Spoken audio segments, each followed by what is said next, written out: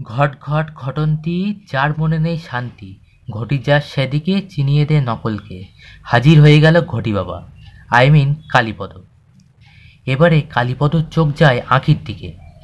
আঁখি madam এখানে কি করছে? ওকে ঘরে আটকে রাখা কেন? আঁখি ভাবে, ঘটি বাবা এভাবে আমার দিকে দেখছে কেন? কালীপদ বলে, কন্যাকে বন্দি করে রাখা হয়েছে কেন?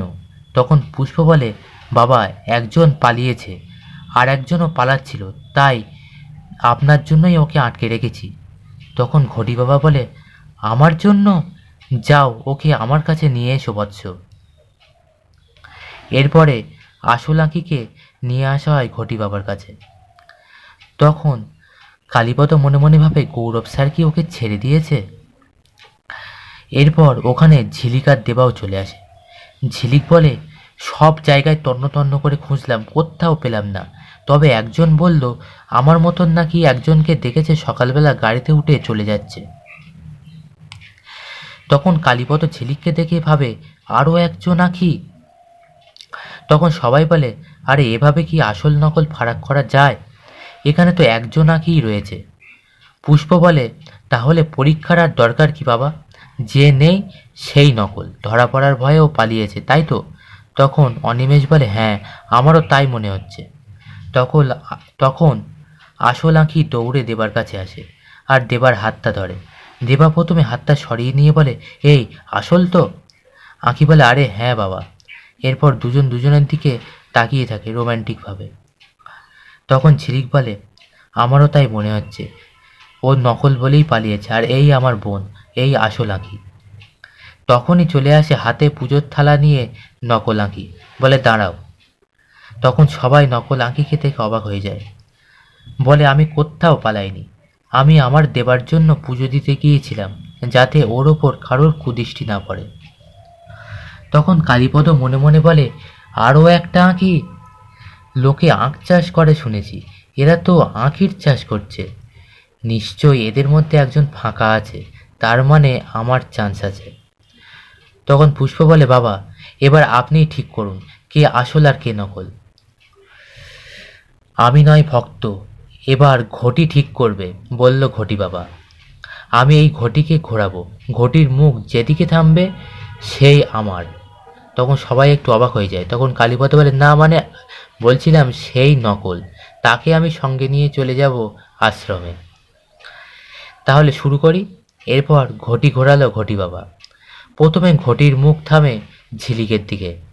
তখন ঝিলিকের দিকে আঙুল দেখিয়ে বলে, এ আঁখি নয়, এ নকল। ঝিলিক বলে, এই একটা দেব, আমি আঁখিই নই, সেটা সবাই জানে, আমি ঝিলিক। আপনি এদের দুজনের মধ্যে দেখুন কে আসল কে নকল। এদিকে দেখা যায় সমতার মা লুকিয়ে লুকিয়ে দেখতে থাকে। এরপর ভুলুকে ডেকে জিজ্ঞাসা করে, ভুলু কি হচ্ছে রে ওখানে, অত লোক কেন? তখন ভুলু বলে, ঘটি বাবা এসেছে, এখন দেবার দুই বউয়ের মধ্যে মধ্যে কে নকল সেটা ধরবে।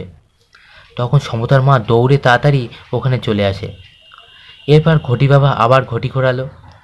তখন ঘটি থামে দুই আঁকির মাঝখানে। তখন ঘটি বাবা বলে, ঘটির মুখ তো কারোর দিকে নেই, দুজনের মাঝখানে।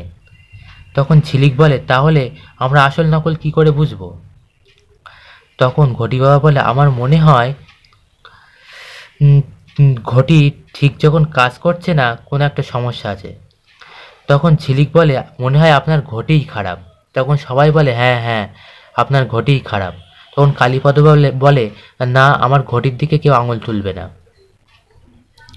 আমার ঘটি ঠিকই ছিল, এখানে এসেই আমার ঘটি ঘেঁটে গেছে। আপনারা তো বলেছিলেন দুটো আঁখির কথা, এখানে এসে থেকে তিনটে আঁখি, তাই ঘটির দিক ভুল করেছে।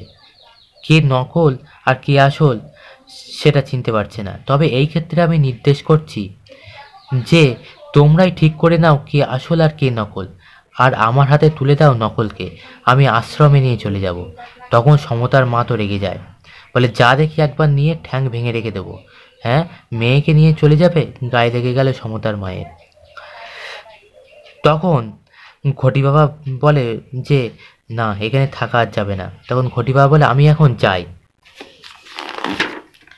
বন্ধুরা এরপর দেখা যায়, তখন দেবা বলে, ঝিলিক কি দেবা বলে এটাও তো ফেল করলো। তখন ঝিলিক বলে এসব ঘটি বাবাকে দিয়ে কিছুই হবে না, যা করার আমাদেরকেই করতে হবে। এই বলে দেবা আর ঝিলিক চলে যায় অন্যদিকে। তখন আসল আঁখি নকল আঁখিকে বলে, কি তাকাচ্ছ কি, আজকে বেঁচে গেলেও রোজ কিন্তু পার পাবে না। বন্ধুরা, এর পরবর্তী পর্বে ঠিক কী হতে চলেছে জানতে সঙ্গে থাকুন আমাদের, আর চ্যানেলটিকে অবশ্যই সাবস্ক্রাইব করে রাখুন।